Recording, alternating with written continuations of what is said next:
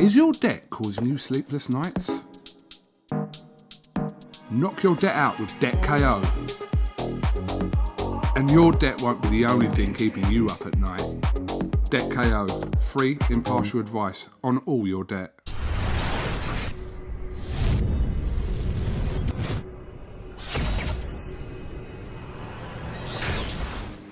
This is KUGAN CASSIUS for IFL TV in association with MTK Global at Milton Keynes here. Sunday night boxing is back, and Joshua Buatsi is back. First of all, how's the eye? It's good. Doctor said it's just a bit of swelling. Hopefully it goes down quick, man. I'm not too happy with Kug, if I'm honest, but it is what it is. It's a fight. Come over a bit of scars, but it is what it is, man.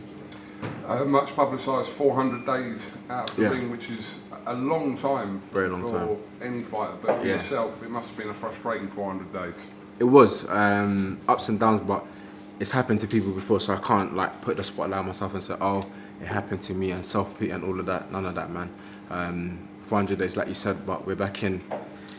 Good run for my money today from Michael Calic, and big respect to him, man.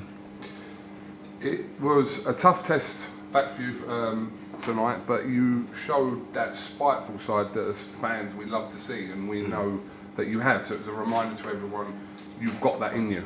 Okay. That's what you said, Kug. I haven't seen it, do you know what I mean? Right. So I need to go back and watch it. But I know it was competitive every round, and I know I landed a shot that hurt him, and once that landed, I said I have to go in there and close the show. So I'm grateful to have got it done. But yeah, I have to go back and watch it, Kug. From what you know from being in the fight, were you pleased with kind of how the rounds were going and your own performance? Not really, if I'm honest with you, not really. Go back and watch it, but am I pleased with it? Not, I don't know, it's hard to say, Kug.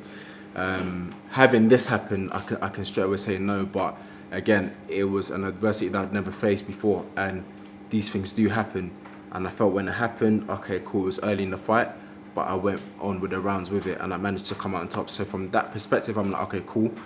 The eyes swell up, the vision went a little bit, but you went with it and you came out on top. So from that perspective, I'm like, okay, cool. In terms of the other bits, not too sure. I gotta watch it. Could there have been a hint of ring rust in there for you tonight? Undoubtedly, yeah. Going in, it wasn't on my mind. And now we're talking about it, I'll say, okay, yeah, maybe ring rust, cool, but it wasn't in my mind. I was in there for a fight. I said, this is it, like, we're here to fight. And that's what it was. I know you were just talking about potential opponents that you could face, whether that be, I don't know, the back end of this year or even 2021. But there are a lot of names being linked with you at the moment. So many. And obviously, notably, from a UK perspective, Callum Johnson, who's obviously been vocal over the last couple of weeks, that fight just seems to kind of, from a fan perspective, tick all the boxes. We've spoken about this fight over a long time. Yeah. Again, there's two names being mentioned, but like you said, more realistically is the Johnson one.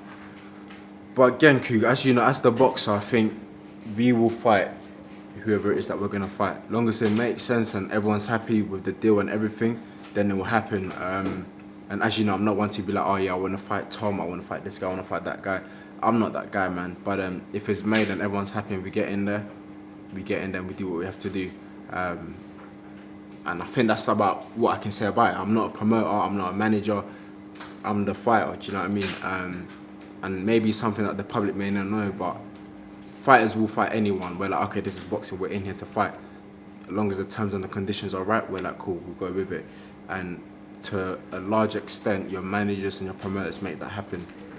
You could be saying you want to fight Mayweather all day long, but if you haven't got the right team or the promoters and everything doesn't add up, it's not going to happen. Do you know what I mean? So as the boxer, we're here to fight, man. But as a preference for you, I know what you're saying. Kind of your team, kind of to a certain degree, deals with that side of it. Your job is to perform in the ring and take on who is suggested to you, etc. But as a preference to you, these domestic opponents that we've spoken about ever since pretty much you've turned professional, Anthony Yarde, Callum Johnson. I mean, do you have a preference in one of these fighters that you want to fight? Not a preference, but I think if you look at a few things in terms of the promoters, the TVs, it's obvious that Johnson, we're in the same stable, so that's an easy one to make. and the one with the bigger attraction you'd think is the one with Yarde. But listen, I'm glad my name is in the mix, Coog. I could have been left out, do you know what I mean? So I'm glad my name is in it, and hopefully these fights will happen.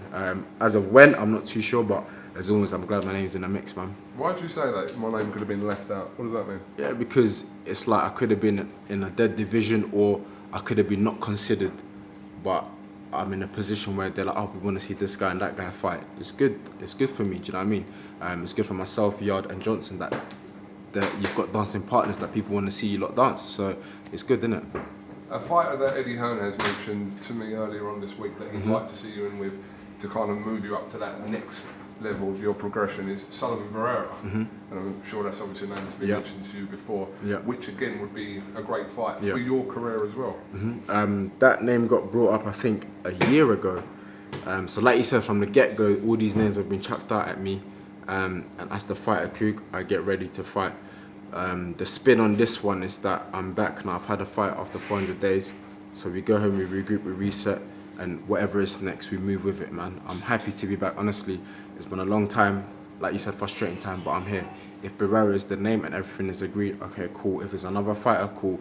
If it's next year, cool. Whatever it is, I'll be ready, man. Is Blake Caparello still on your list of potential opponents? It's mad you say on your list, because I don't, you know, like I don't sit there and I'm like, yeah. It's like our list, but we're kind of telling you the list. I want to say I think so. I'm not too sure, but I wouldn't be surprised if he is, Eddie's the guy to say, these are the list and options we have for JB, and we'll see what his team picks. So, But like I get where you're getting at, Q. We want that bridging fight between here and world level or European or whatever it is. So hopefully we'll get it, man. Definitely. Okay, well listen, I know you've it's been a long night for you, so long time, man. In terms in the ring, but just in general. So I'm gonna let you crack on with your night. Congratulations. Appreciate Good to see you back in action. Thank you very much, Coog. Yeah, I mean, could we see you potentially back out before the year's out? Hopefully, man. That's the aim. Hopefully, 100%. Is your debt causing you sleepless nights? Knock your debt out with Debt KO. And your debt won't be the only thing keeping you up at night. Debt KO, free impartial advice on all your debt.